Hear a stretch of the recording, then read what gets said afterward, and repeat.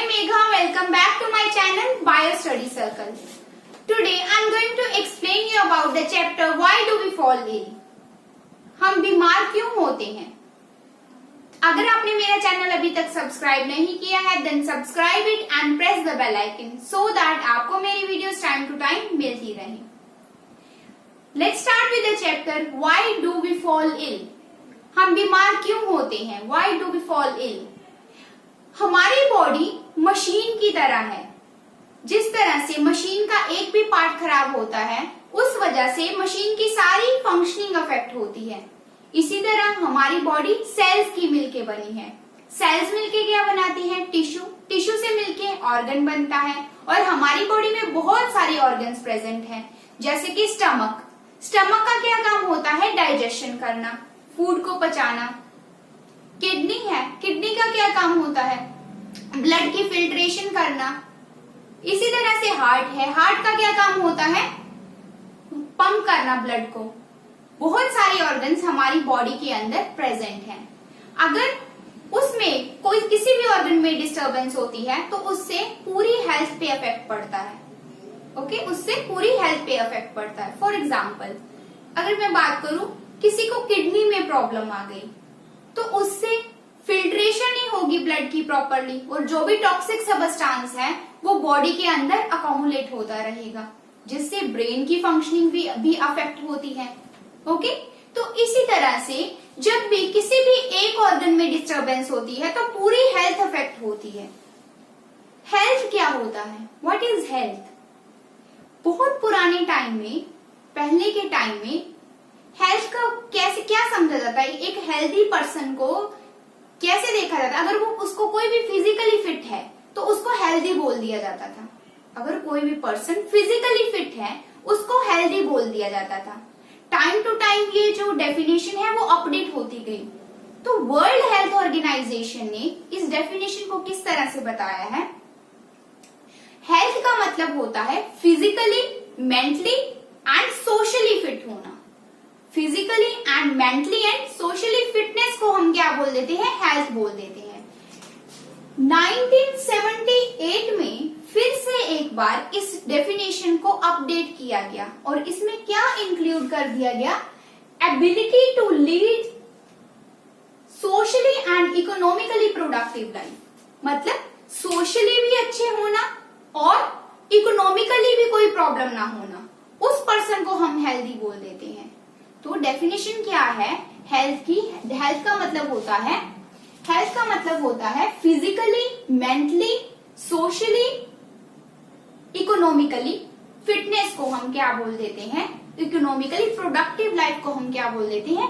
Health बोल देते हैं.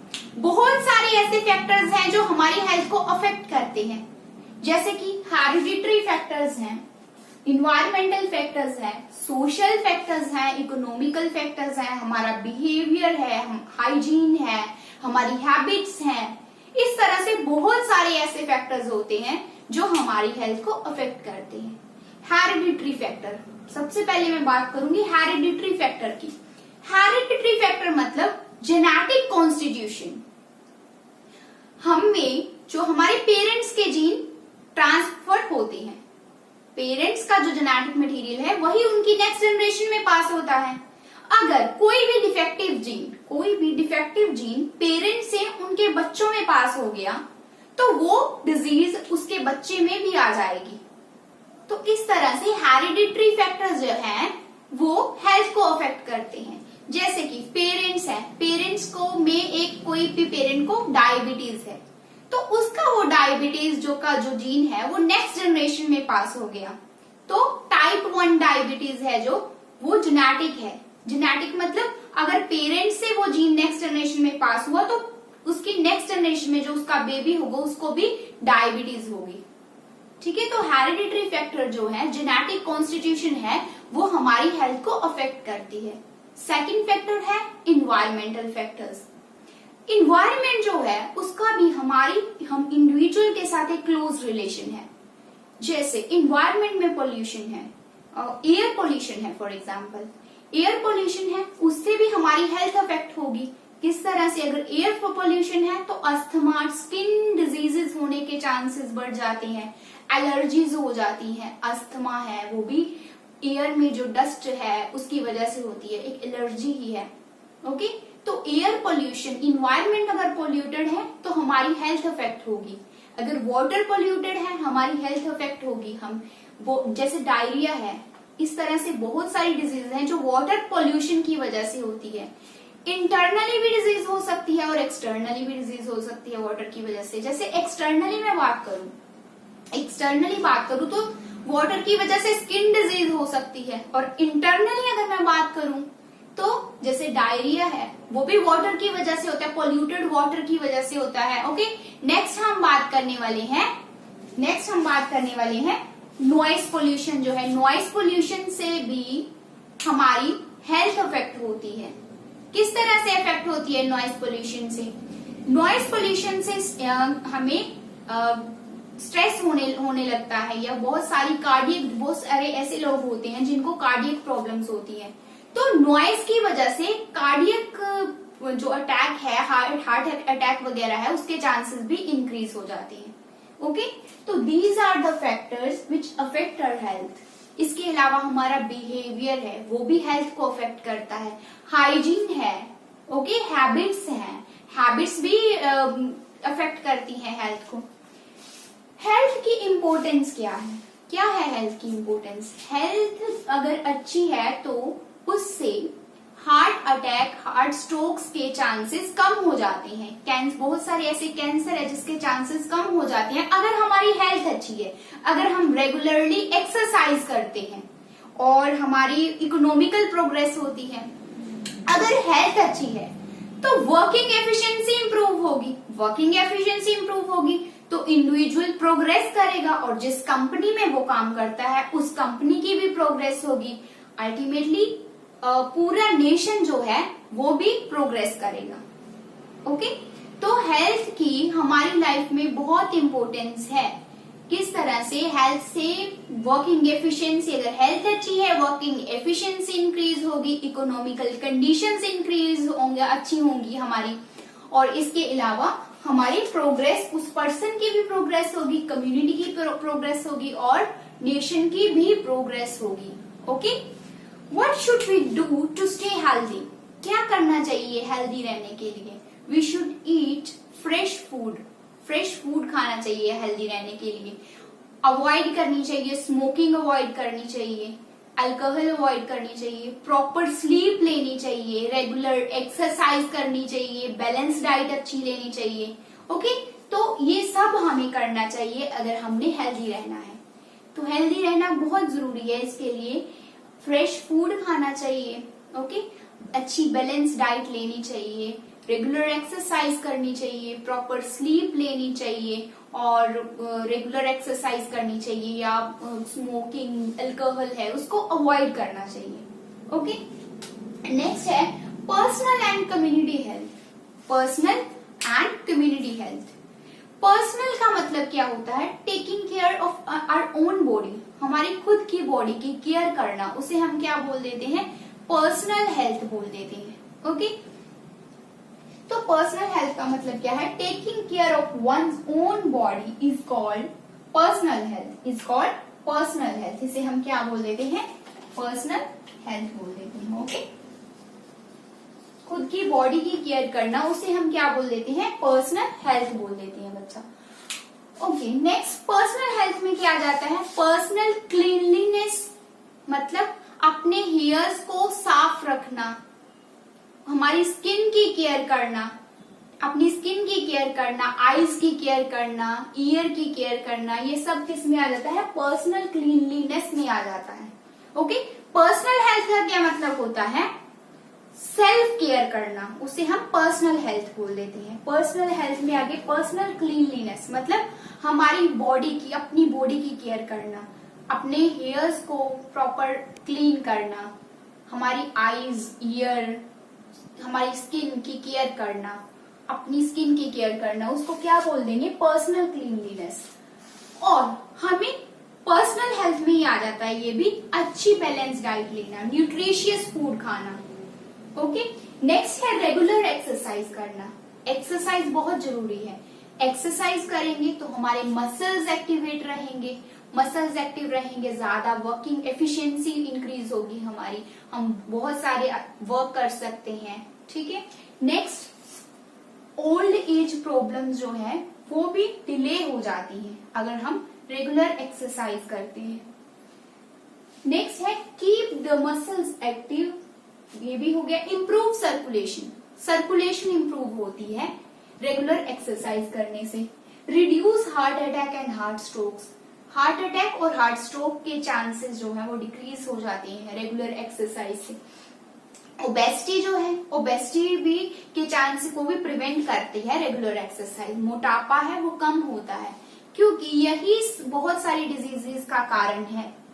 अगर हम ओबेसिटी है किसी भी पर्सन में या कोई भी पर्सन मोटा है तो उसमें क्या है, उसकी वजह से हार्ट के जो हार्ट डिजीज है उसके चांसेस इंक्रीज हो जाती हैं, ब्लड प्रेशर के चांसेस इंक्रीज हो, ब्लड प्रेशर जो है वो भी अफेक्ट होता है। ओके। नेक्स्ट है कम्युनिटी हेल्थ। कम्युनिटी हेल्थ मतलब जो पूरी पब्लिक हेल्थ है उसको हम क्या बोल देते हैं, कम्युनिटी हेल्थ। तो कम्युनिटी हेल्थ में जो हमारी सोसाइटी है, पूरी सोसाइटी को जो क्लीनलीनेस जो है वो रखनी चाहिए। Okay. Proper sanitation of environment, proper sanitation of environment मतलब जो भी वेस्ट है उसको मैनेज करके रखना, एयर वाटर पॉल्यूशन है उसको कंट्रोल रखना, ये किस में आ गया, प्रॉपर सैनिटेशन ऑफ इन्वायरमेंट में। अपने इन्वायरमेंट को साफ रखना चाहिए, ये कम्युनिटी की ड्यूटी है, ये पब्लिक की ड्यूटी है कि हमारी जो आसपास जिस जगह पे हम रह रहे हैं उसको साफ रखें। नेक्स्ट है providing pure drinking water, pure drinking water provide करना चाहिए क्योंकि बहुत सारी ऐसी डिजीजेस हैं जो कि वाटर इम्प्योर वाटर से होती है, जो कि जो पानी साफ नहीं है उससे बहुत सारी डिजीजेस हो जाती हैं। नेक्स्ट है स्कूल हेल्थ स्कीम्स, स्कूल्स में ऐसी हेल्थ स्कीम्स चलानी चाहिए, स्कूल में हेल्थ एजुकेशन प्रोवाइड करनी चाहिए ताकि बच्चों को पता चले कि पर्सनल हेल्थ और कम्युनिटी हेल्थ की क्या वैल्यू है। ओके। नेक्स्ट पॉइंट दिया हुआ है control of communicable diseases. Communicable diseases कौन सी होती हैं, वो डिजीजेस जो स्प्रेड होती हैं, एक पर्सन से दूसरे पर्सन तक स्प्रेड होती है, उन डिजीजेस को हम क्या बोल देते हैं, कम्युनिकेबल डिजीजेस। उस पे भी कंट्रोल रखना चाहिए पब्लिक को। जैसे अब कोरोना वायरस चल रहा है तो अब हमें कम्युनिकेबल डिजीज में, वो भी कम्युनिकेबल डिजीज है ना, तो किस तरह से कंट्रोल करना चाहिए, अपने हैंड्स को प्रॉपर सैनिटाइज करना चाहिए, मास्क लगा के रखना चाहिए। ओके। नेक्स्ट है नेशनल प्रोग्राम्स, जैसे बहुत सारे प्रोग्राम, नेशनल प्रोग्राम से भी लोगों को अवेयरनेस मतलब पता चलता है अपनी हेल्थ को किस तरह से अपनी हेल्थ को ठीक रखना है। जैसे national malaria eradication programmes, national smallpox eradication programmes, national filaria control programmes, national leprosy control programmes. Okay. इसी तरह से national cholera control programmes and tuberculosis programmes. तो इस तरह से प्रोग्राम्स, नेशनल प्रोग्राम्स करवाने चाहिए अवेयरनेस के लिए। डिजीज क्या होता है, अब डिजीज और बैड हेल्थ में क्या फर्क है पहले हम बात करेंगे। What is the difference between bad health and disease.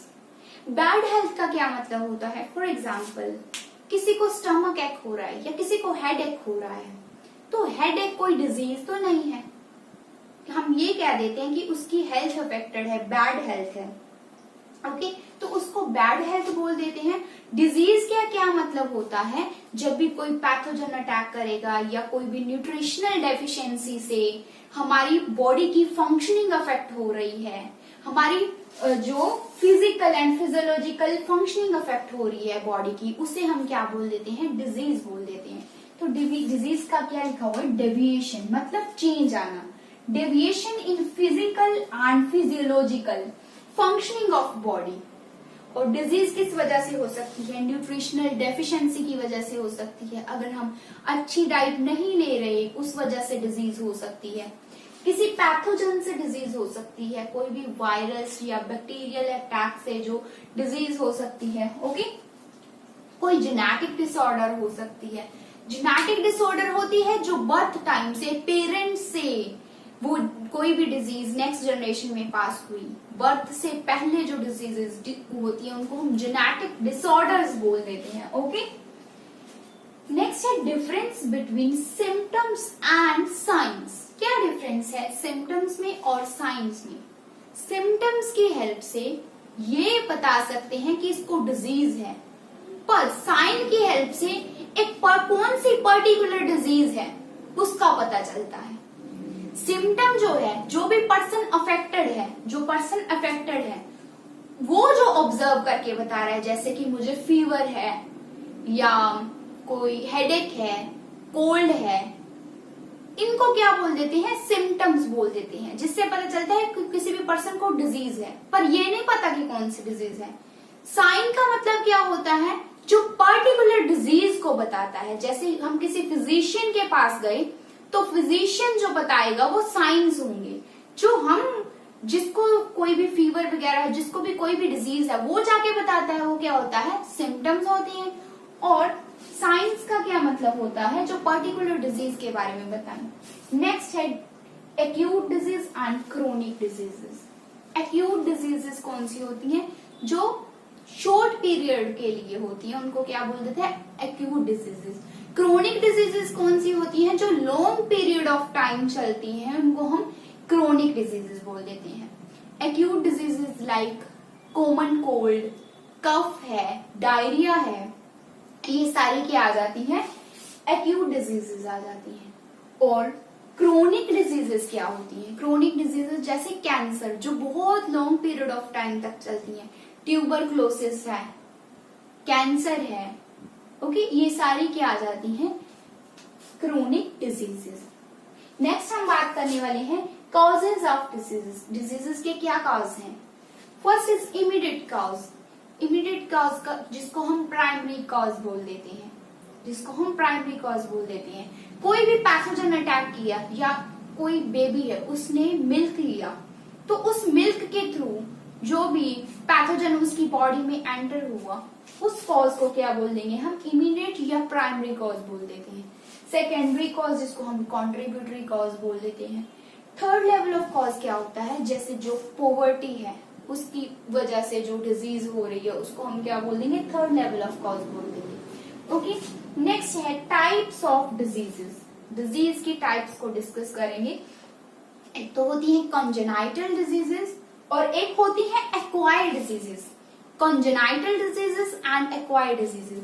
Congenital diseases का क्या मतलब होता है?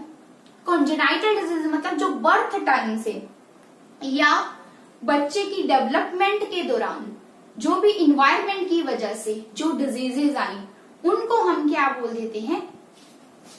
Congenital disease. मतलब बर्थ से जो डिजीज है उसको हम कॉन्जेनाइटल डिजीज बोल देंगे।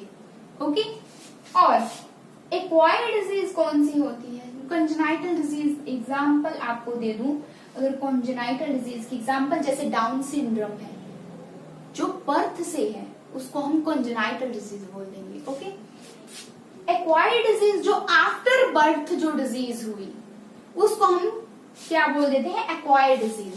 ओके, जैसे जॉन्डिस है, आफ्टर बर्थ जो हुआ, जो बर्थ से नहीं है, आफ्टर बर्थ जो डिजीज हुई, जैसे जॉन्डिस है, कैंसर है, इन टाइप की डिजीजेस को हम क्या बोल देते हैं? Acquired diseases. तो आज हमने हेल्थ के बारे में पढ़ा। हेल्थ क्या होती है? सोशली, मेंटली, फिजिकली और इकोनॉमिकली फिट होना, उसे हम हेल्थ बोल देते हैं। Factors, hereditary factors, environment factors, social, society जो है वो भी बहुत अफेक्ट करती है। किस तरह से? अगर सोसाइटी रिस्पॉन्सिबल है तो वहां पे हाइजीनिक कंडीशंस होगी, इन्वायरमेंट जो है वो भी अच्छा होगा। ओके, तो इस तरह से सोसाइटी भी इफेक्ट करती है, इन्वायरमेंट फैक्टर्स अफेक्ट करते हैं, हैबिट्स, हमारी बिहेवियर भी अफेक्ट करता है हमारी हेल्थ को। नेक्स्ट है इम्पोर्टेंस। पढ़ी हमने कि हेल्थ की बहुत सारी इम्पोर्टेंस है, हमें हेल्दी रहना चाहिए, इससे हार्ट स्ट्रोक्स हार्ट अटैक्स जो है वो उसके चांसेस डिक्रीज होते हैं, और वर्किंग एफिशिएंसी इंक्रीज होती है, प्रोग्रेस होती है नेशन में, हम खुद में प्रोग्रेस होती है, उस पर्सन के लिए प्रोग्रेस होती है। पर्सनल हेल्थ मतलब अपनी सेल्फ केयर को हम पर्सनल हेल्थ बोल देते हैं। कम्युनिटी हेल्थ जिसमें पब्लिक की एक ड्यूटी बनती है, हेल्दी हमारा इन्वायरमेंट हेल्दी रहे। ओके, और नेक्स्ट हमने बात की डिजीज क्या होता है, डिजीज क्या होता है। नेक्स्ट डिफरेंस साइंस और सिम्टम्स में क्या डिफरेंस है। नेक्स्ट है एक्यूट और क्रोनिक डिजीज। एक्यूट डिजीज कौन सी होती है, एक्यूट डिजीज जो शॉर्ट पीरियड ऑफ टाइम के लिए होती है, और क्रोनिक डिजीज जो लॉन्ग पीरियड ऑफ टाइम के लिए होती है। जैसे कॉमन का कोल्ड है वो एक्यूट डिजीज है, और chronic disease like cancer, okay, like cancer जो है वो क्या है, क्रोनिक डिजीज है। या किडनी की कोई प्रॉब्लम होती है, वो भी क्या है, वो भी क्या है, क्रोनिक डिजीज है। ओके, कॉज क्या क्या है, immediate cause, secondary cause and third level cause. Okay, next types of disease. Congenital disease होती है, एक एक्वायर्ड डिजीज होती है। कंजेनाइटल डिजीज जो बर्थ से प्रेजेंट है, और एक्वायर्ड डिजीज जो आफ्टर बर्थ होती है। अगर आपको मेरा वीडियो अच्छी लगती है then like it, share it and subscribe it, and don't forget to press the bell icon. Thank you.